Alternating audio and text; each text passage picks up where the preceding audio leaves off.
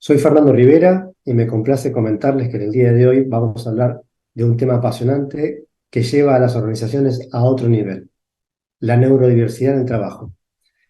Para mí, esta Field Talk es tan especial como extraña porque los colegas de la junta directiva del FIR me insistieron en que en esta ocasión entreviste a una persona que no solo es una gran amiga, sino que también forma parte fundamental del equipo de HR Neuro al que pertenezco, y donde trabajamos por fuera de mi rol en recursos humanos en el mundo corporativo.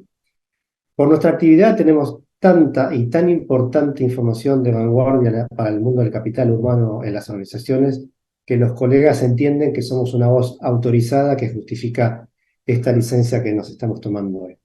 Así que a lo largo de esta media hora en la que estaremos juntos, haré las veces de moderador como de participante. Bueno, me toca presentar a esta persona que mencioné, a la que quiero y admiro mucho, que es Silvia Giaccone.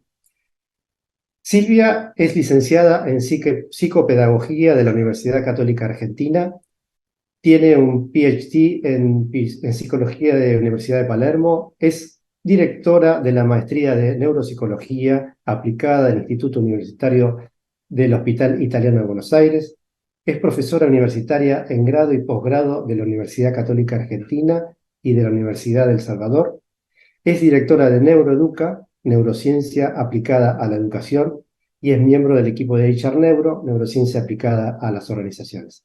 Silvia, bienvenida. ¿Cómo estás? Hola Fer, muchas gracias. Gracias por la invitación y gracias a todos por interesarse en este tema que es tan apasionante y que a la vez convocante en nuestros días. Absolutamente. Vamos a introducir a los colegas que están acompañándonos hoy y te voy a preguntar, ¿qué se entiende por neurodiversidad? Bueno, neurodiversidad es una palabra que hace ya unos cuantos años se utilizó por primera vez. La persona que la popularizó se llama Judy Singer y hace referencia a la necesidad de entender que si bien todos nosotros tenemos ciertas constantes universales en términos de caja de herramientas neuropsicológicas para responder a los desafíos de la vida, así como tenemos esas constantes universales, una constante universal es la memoria, otra es la atención, otra es el juicio crítico, por poner algunos ejemplos, cada uno de nosotros desarrolla esas herramientas de manera particular en contacto con el ambiente y no podemos decir que todas las mentes son iguales. Es como que neurodiversidad hace referencia a que si bien hay una caja de herramientas en términos de neuropsicología humana, hay tantas mentes como individuos y que el modo de procesar la información tiene que ver con la mente, más allá de esas constantes universales, y entonces cada uno de nosotros va como construyendo en su mente, y ese termina siendo su lenguaje, un modelo de mundo a partir de sus recursos. Entonces neurodiversidad hace referencia a eso, a que si bien todos tenemos una mente, hay tantas mentes como individuos, y que eso, si bien todos tenemos la misma caja de herramientas, implica sutilezas al momento de procesar información. Sutilezas en términos de diferencias, diferencias sutiles al momento de procesar información. Algunos mencionan, bueno, la mayoría de todos los humanos tenemos un dedo pulgar, pero cada uno tiene una huella dactilar diferente y única, ¿verdad? Esa vendría a ser como una especie de analogía. Sí, y de hecho el concepto, digamos, en términos neurocientíficos para esa huella dactilar se llama conectoma y hace referencia a cómo, producto de la plasticidad cerebral, el conjunto de conexiones neurales de cada uno de nosotros es diferente, eh, y es como la huella digital del cerebro, exactamente. Lo importante para clarificar a nuestra audiencia también es que según la Organización Mundial de Salud, la neurodiversidad no es ni una enfermedad ni una discapacidad, ¿verdad? Exacto. Neurodiversidad es una palabra que hace referencia a lo mismo que hace referencia a la palabra biodiversidad. De hecho, utilizaron el concepto neurodiversidad tomándolo del concepto de biodiversidad para expresar que hablamos de diferencias, pero no hace referencia a patologías, y de hecho, en realidad, muchas de las condiciones, esa es la palabra como correcta, no enfermedad, sino condición, que implican mayores diferencias, valga la redundancia, en términos de neurodiversidad. Muchas de esas condiciones son representadas por colectivos que, por ejemplo, el colectivo de las personas que tienen autismo o las personas que tienen dislexia o las personas que tienen déficit de atención, pero no son consideradas enfermedades, sino condiciones que en algún punto representan modos diferentes de procesar determinados tipos de información. Cuando hablamos de diferentes en relación a una estadística, pero la estadística solo existe para la estadística. Las personas estamos siempre dispersadas en ese universo de todos los que somos. Mencionaste autismo, eh, dislexia. ¿Qué otras variantes tenemos incluidas dentro del espectro neurodiverso? Bueno, más allá de los trastornos de espectro autista, que a su vez implican mucha variedad y formas de presentación, tenemos lo que son los trastornos de aprendizaje, que son muy comunes, y ahí tenemos no solo la dislexia, sino también la discalculia y las personas que tienen dificultades en el desarrollo de la escritura. Tenemos el trastorno por déficit de atención, y de hecho en Inglaterra uno de los movimientos más representativos en términos de neurodiversidad y empleo está liderado por gente que trabaja desde organizaciones que tienen que ver con el trastorno por déficit de atención. Y después hay cuadros como, que a veces es conocido porque fue popularizado en algunas películas, el trastorno o el síndrome de Tourette, que tiene, digamos, tics y problemáticas motoras asociadas y que a veces es muy florido en términos de manifestación, pero que esas manifestaciones floridas no tienen nada que ver con la capacidad o el capital en términos de productividad y performance que la persona tiene. De hecho, en un libro de Oliver Sacks está la descripción de un cirujano un neurocirujano con trastorno de Tourette. Así que bueno, son muchas las condiciones que la neuropsicología del desarrollo describe en estos términos. Clarísimo. Se sabe que entre un 15 y un 20% de la población mundial es neurodivergente. Contanos, por favor, qué vienen haciendo en el campo de la educación desde hace más de 20 años a través de Neuroeduca. Bueno, nosotros tenemos en Neuroeduca, que es un equipo interdisciplinario que yo, digamos, coordino, dirijo, lidero, como querramos decirlo. Nosotros trabajamos en dos grandes ejes. Por un lado, lo que es el diagnóstico de esas condiciones en términos neuropsicológicos, que es algo así como a través de una evaluación neuropsicológica pintar o construir la foto que representa esa caja de herramientas de esa persona en particular y cómo funciona en relación al entorno. Y a partir de esa foto o diagnóstico, lo que hacemos es elaborar planes de rehabilitación que permiten mejorar la inserción que la persona tiene en términos comunitarios. La mayoría de las veces trabajamos con niños y adolescentes, cada vez más con universitarios, y entonces lo que hacemos es promover caminos para que esas personas puedan desempeñarse de la mejor manera posible y seguir creciendo en el desarrollo de sus capacidades. En los últimos años, eso empezó también a alcanzar a personas adultas, la mayoría de las cuales empezaron a consultar de manera espontánea y por sus propios medios, porque por ahí habíamos hecho el diagnóstico de alguno de sus hijos y entonces aparecieron adultos que decían, mira, me doy cuenta que casi que estuvieras hablando de mí mientras me contás lo que le pasa a mi hijo y yo tengo los mismos problemas que él tiene en la escuela, en el trabajo, y eso a veces me impide crecer. Y bueno, a partir de ahí empezamos a trabajar con algunos adultos en la clínica. Y el otro gran eje con el que trabajamos desde Neuroeduca, que es el que nos enseñó a pensar las estrategias de intervención en organizaciones, es la intervención en espacios educativos, con lo que se llama, digamos, generar los apoyos que le permiten a cada persona rendir hacia el máximo de su potencial y no ver que sus dificultades o que sus limitaciones o que aquellos aspectos de su perfil que representan desafíos para él obstaculizan su posibilidad de participar. Entonces eso está en directa relación con lo que la OMS denomina apoyos a la discapacidad, entendiendo la discapacidad como las dificultades que se te presentan cuando la relación entre vos y el entorno no te permite responder a determinada situación. Y a veces pensamos que discapacidad son cosas grandes, pero por ejemplo, yo soy miope. Si yo voy al cine a ver una película subtitulada y me olvido los anteojos, no voy a poder leer los subtítulos con comodidad. Eso ya es ser discapacitado en ese momento. El apoyo necesario es mi par de anteojos, y mi par de anteojos depende de un oculista que mide mi miopía y me da la receta. Bueno, ese ejemplo chiquitito, en cada condición y para cada demanda, permite diseñar apoyos necesarios. Entonces, eso es lo que estuvimos haciendo durante tantos años en entornos educativos y que ahora empezamos de a poco a hacer en entornos del mundo del trabajo. Por eso Neuro, que es una task force formada por ejecutivos de recursos humanos y miembros del staff de Neuroeduca, busca tender puentes entre la experiencia empírica de la gestión en las empresas, sumada a todo lo que nos han enseñado los gurúes del management a lo largo de décadas, con la neurociencia aplicada con resultados concretos en el mundo de la salud y la educación. Y el foco principal es el que nos convoca hoy, que es la inclusión de la neurodiversidad en el trabajo. Salvo en países más maduros, en aspectos relacionados con la diversidad, la equidad y la inclusión, en el resto, y en particular en nuestro mundo iberoamericano, todavía hay mucho para aprender sobre neurodiversidad en el trabajo. ¿Cuál es entonces, Silvia, la tarea que están llevando en cuanto a sensibilización y concientización en las organizaciones? Bueno, por lo pronto,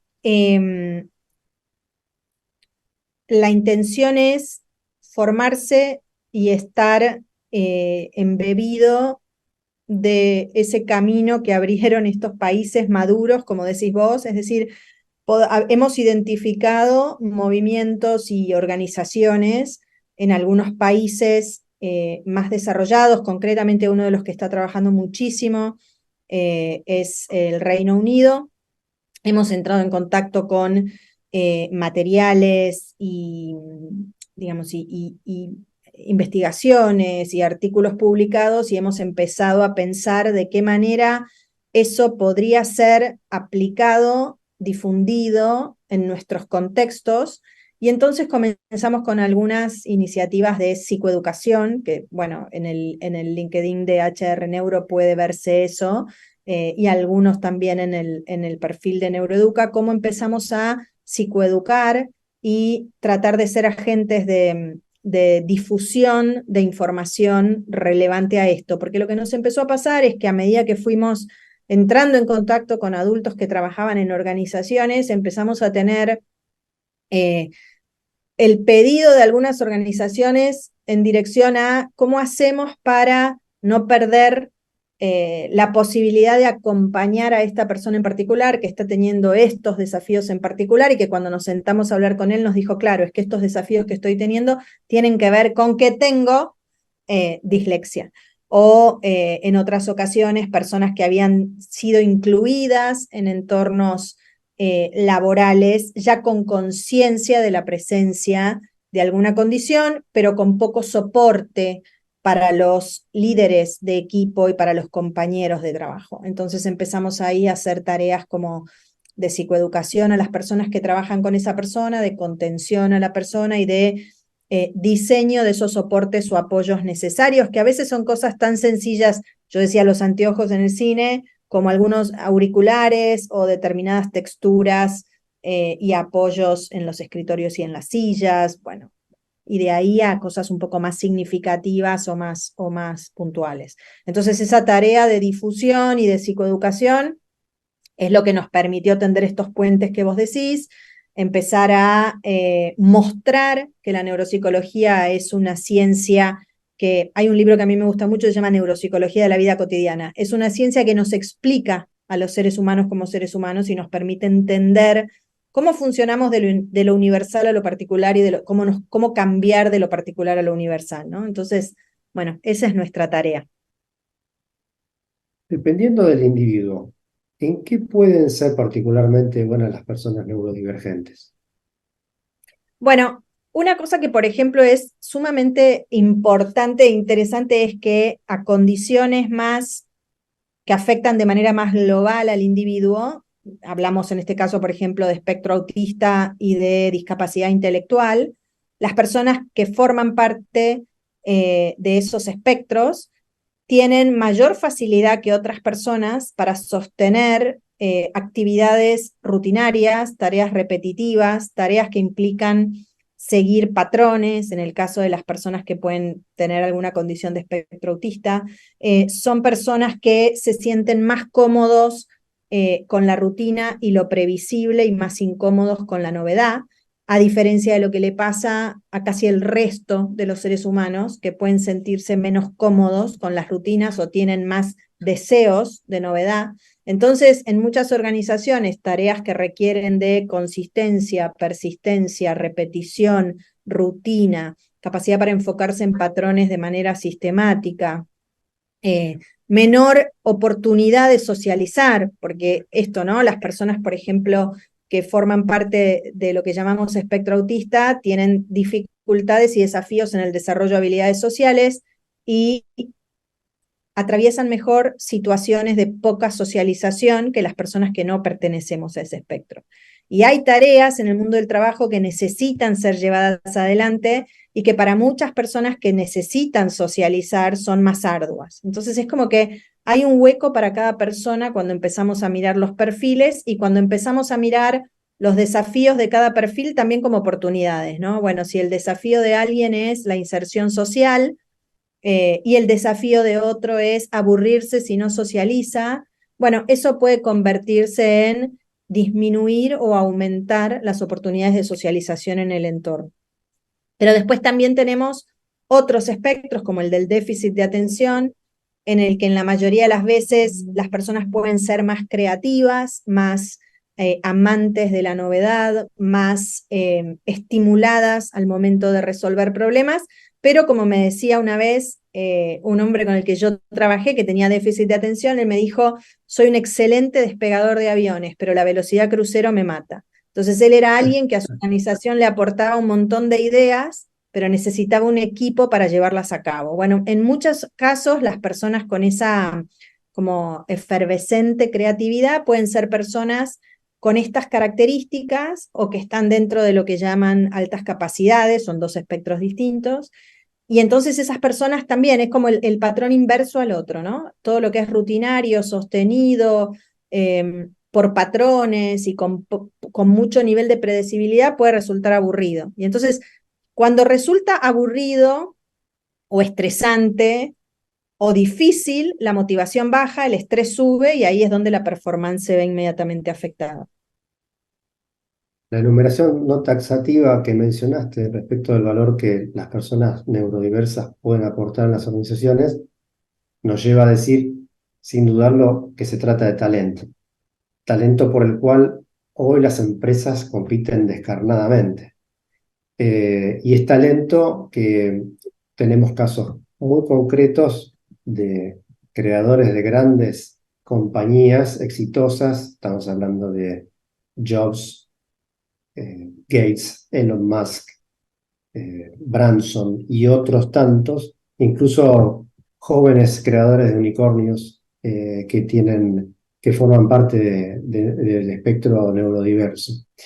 Es lo que a nosotros nos gusta llamar talento oculto, ¿no? Y hay un estudio de Birkbeck University of London que lleva adelante a través de una investigación donde revela que hay un bagaje de habilidades disponible por descubrir y desarrollar que tienen que ver con esto que mencionabas, hiperconcentración, creatividad e innovación, enorme capacidad de procesamiento de detalles o de datos, autenticidad, razonamiento visual, memoria a largo plazo, etc. ¿Cómo sabemos entonces si dentro de nuestra organización tenemos personas neurodiversas? Bueno, yo lo primero que te diría es, ¿cómo sabemos quiénes son? Porque que las tenés, porque el 20% de la población es neurodiversa, no siempre se refieren así en procesos de selección, porque hasta hace muy poco tiempo eso era una razón para no incluir a una persona dentro de una organización. Con una de las organizaciones que trabajé este año, ellos me decían, bueno, al final de un proceso de selección, la persona dijo, bueno, además quería contarles que tengo dislexia, y eso generó un conflicto al equipo que seleccionaba porque se tuvieron que hacer la pregunta de, ¿y qué hacemos con esto? O sea, nos encantaba y ahora nos dice esto, ¿la tomamos? ¿No la tomamos? Entonces, lo primero que tenemos que saber es que sí hay personas neurodivergentes, porque vos haces muy bien la relación entre neurodiversidad, la discriminación entre neurodiversidad y neurodivergente. Neurodivergente es aquel que, estadísticamente hablando, se distancia de manera significativa de cierta norma o promedio o formato tipo de las personas que pueden conformar un grupo, ¿no? Entonces sería neurodivergente un porteño que en Buenos Aires no hablara o no utilizara la palabra che, por ejemplo. Esa es una característica que nos hace comunes a todos. Entonces, hay personas neurodivergentes en todas las organizaciones. Detectarlas probablemente requiera, a mí me parece, de varias cosas. Una de ellas, mejorar los procesos de selección y hacerlos amigables a la detección de las divergencias, porque en general los procesos de selección tienden a buscar características comunes, no a apreciar diferencias. Estamos buscando a alguien con este perfil. Bueno, tiene que encajar en este perfil. Por definición, eso va en contra de lo que consideramos neurodiversidad, que sería, bueno, vamos a mirar a un grupo de personas y pensar a partir de cada perfil, todos diferentes entre sí, cuál nos resulta más valiosa, pero no por eso que puede hacer, sino por su conjunto. Entonces, bueno, están ahí las personas. Creo que por un lado se puede capacitar a los recruiters y a los que hacen selección de personal, y creo también que por otro se puede sensibilizar a las organizaciones haciendo visible esto. O sea, en organizaciones educativas, desde el momento en que se hizo visible esto y aparecieron los apoyos necesarios y se popularizaron, las personas, las familias, se animaron a decir, tengo esta necesidad, necesito usar este andamiaje. Bueno, estos son los apoyos necesarios para mí. Entonces es como doble. Por un lado, poner el foco en los que seleccionan, pero por otro lado, nutrir también a las organizaciones de información que les permita entender la neurodiversidad como un hecho. Por eso se dice como la biodiversidad. Pero hay, digamos, mecanismos para hacer un mapeo de esa organización y saber quiénes son dentro de ese 20% de muestra lógica que tiene que haber dentro de la compañía, ¿verdad? Hay Sí, protocolos de sí, hay trabajo para hacer eso. mecanismos, hay Bien. mecanismos, esos mapeos eh, son parte de uno de los... A ver, conseguir buenas herramientas de mapeo creo que es uno de los desafíos de HR Neuro y que sobre lo que estamos trabajando y lo que queremos eh, hacer cada vez más posible y eficiente, pero básicamente esas herramientas de mapeo son neuropsicológicas, en algunos casos son de administración individual, en otros casos son de administración grupal. La mayoría de las veces intentan entender cómo las personas procesan la información, no ponen el foco solamente en rasgos de personalidad, ni ponen el foco solamente en ingredientes más temperamentales de los perfiles, sino también en, nosotros decimos, bueno, las personas tenemos habilidades que podemos llamar socioemocionales, habilidades que podemos llamar cognitivas y de procesamiento duro de información, y un conjunto de competencias de autorregulación. Poder mapear esas tres dimensiones y entender las relaciones que existen entre las tres dimensiones en los perfiles individuales es lo que permite detectar no solamente si alguien tiene, si representa en mayor medida lo que podemos considerar neurodivergente, sino en cuál es entonces el aporte que puede hacer a la organización. Perfecto. Vinimos hablando de cómo detectar personas neurodiversas en nuestras empresas y de la posibilidad de hallar talento oculto. ¿Qué pasa con las personas que hoy no tienen cabida en las organizaciones, que quieren y están preparadas para trabajar? Vos hace un ratito hablabas de los procesos de selección, ¿no? Por ejemplo, para compartir algunas cifras. En Estados Unidos, solo 1 de 10 autistas tiene trabajo, ¿sí? En el Reino Unido, 1 de 6. Lamentablemente no tenemos cifras para Iberoamérica, pero muchas veces nuestros selectores de personal no saben cómo llevar adelante una entrevista con personas neurodiversas. Las ciudades, los programas de educación, los procesos en las empresas fueron diseñados para la mayoría de la población que es neurotípica. Y si vamos en detalle a algunos de esos procesos en las organizaciones, claramente uno de estos es el que mencionabas de la selección personal. Y no hay duda de que la mayoría de estos electores hoy no cuenta con herramientas como para llevar adelante una entrevista o una persona neurodiversa. Entonces, ¿qué se puede hacer para que esa barrera natural de los recruiters se levante? Dijiste capacitarlos, obviamente, ¿no? Y sensibilizarlos. Sí, en principio se necesita un cambio de paradigma que es más sencillo que lo que parece cuando uno lo enuncia, pero básicamente el neurotípico debe adaptarse al neurodiverso y no al revés. Y hasta ahora ha sido al revés. Es decir, Claro, hasta ahora hemos dicho que cualquier persona que fuera neurodiversa quedaba fuera porque no estaba en condiciones de responder como esperábamos que responda. El paradigma en educación hoy en día es el neurotípico se ajusta en el neurodiverso, en el buen sentido, con el objetivo de que la persona neurodivergente pueda alcanzar los mismos objetivos, por ejemplo, el de la alfabetización. Entonces, cuando un chico que no está en condiciones de alfabetizarse como los neurotípicos lo hacen, recibe ciertos apoyos que le permiten alfabetizarse, en un futuro va a tener más oportunidades en el entorno laboral que lo que hoy están teniendo algunas personas con autismo que no se han alfabetizado bien porque pensábamos distinto. Entonces, el primer paso es ese, entender que cuando hablamos de igualdad de oportunidades no hablamos de igualdad de mentes, sino de que cada uno pueda ofrecer con sus recursos eso que tiene para responder a las demandas. Las demandas tal vez sean las mismas, lo que se necesitan son apoyos para responder a las mismas demandas.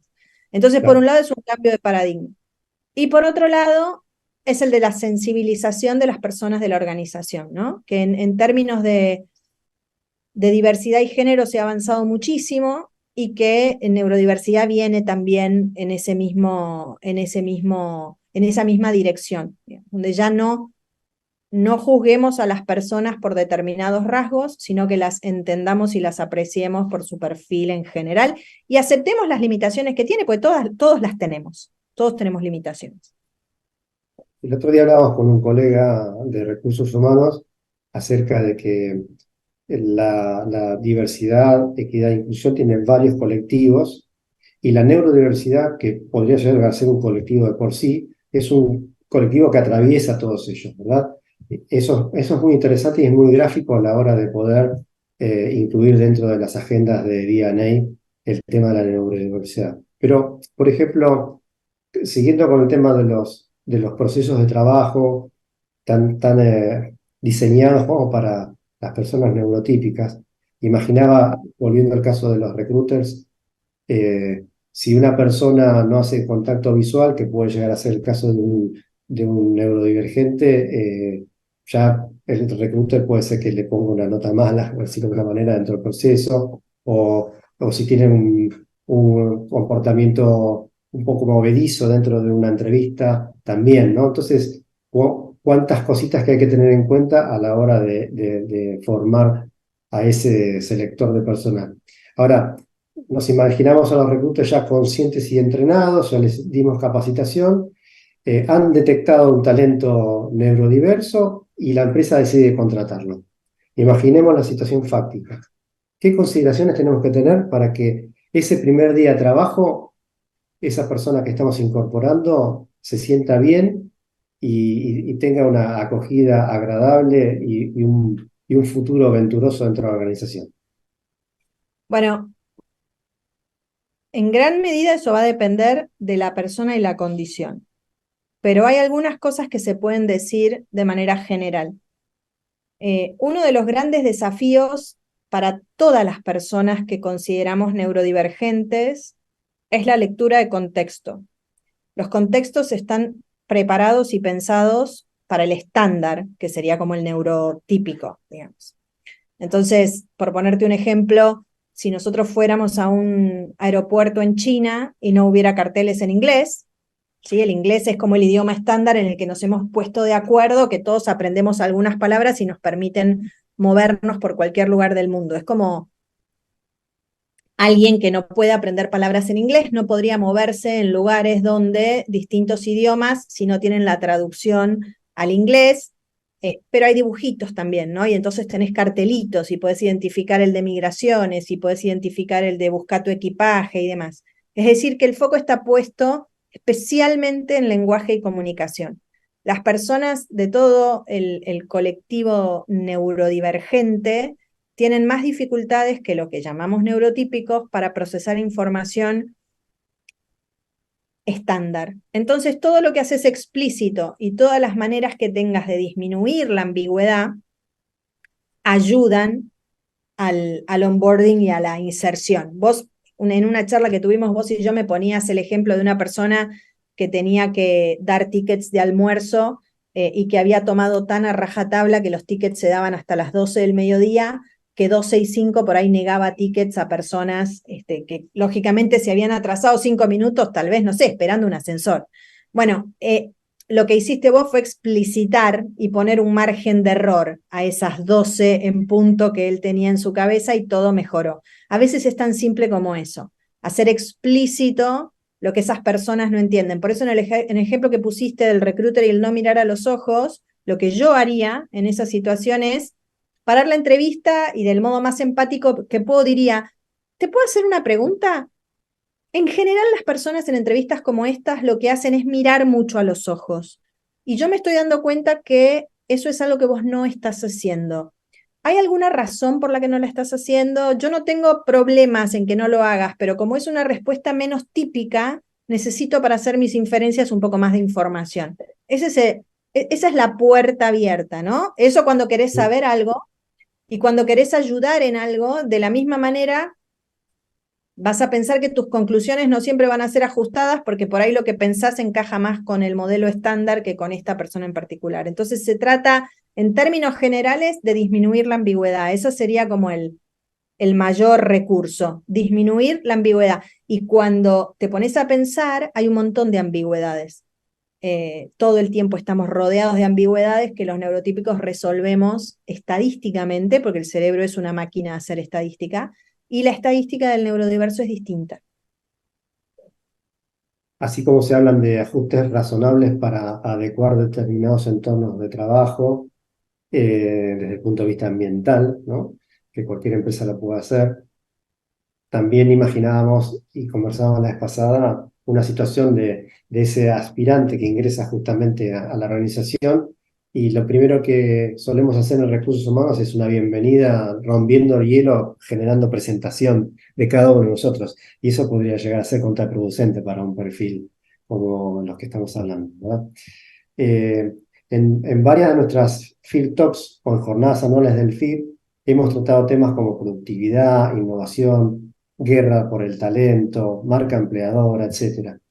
Hay compañías que vienen trabajando muy en serio el tema de la inclusión de la neurodiversidad en el trabajo, ya desde hace algunos años, y esas compañías no en vano muestran algunos indicadores bastante interesantes. Por ejemplo, todas en general tienen un 35% de mejora en su performance financiera respecto de la competencia, independientemente del rubro que se esté tratando.